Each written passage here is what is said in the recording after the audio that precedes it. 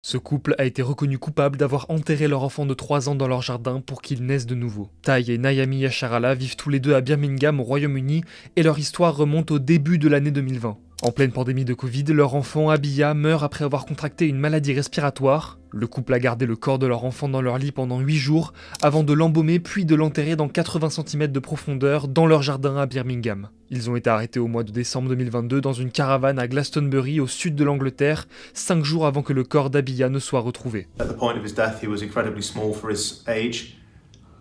He was extremely malnourished and his bones were incredibly weak. The picture that was painted was a child who was extremely neglected and in very poor condition at the point of his death, and his life would have been miserable. Les juges ont appris que les deux parents avaient fui la société traditionnelle pour créer leur propre royaume, motivés par un système de croyances. Ils imposaient à leur enfant un régime végétarien restrictif. Ils n'ont jamais demandé d'aide malgré les multiples problèmes de santé de leur enfant, qui souffrait notamment de fractures, de malnutrition sévère, de rachitisme, de retard de croissance et de graves caries dentaires. Selon la défense, le couple s'était inventé un système de croyances créé par le mari. Ils ont déclaré à la police qu'ils avaient renoncé à la citoyenneté britannique et qu'ils vivaient une existence hors réseau, vivant même à un moment donné dans un conteneur maritime. Ce mode de vie et ses croyances étaient portés par le mari, Tai, dans lequel il a emmené son épouse. Once he was born in London, he lived in Nigeria for a while, so he adopted some of the beliefs of the Igbo people.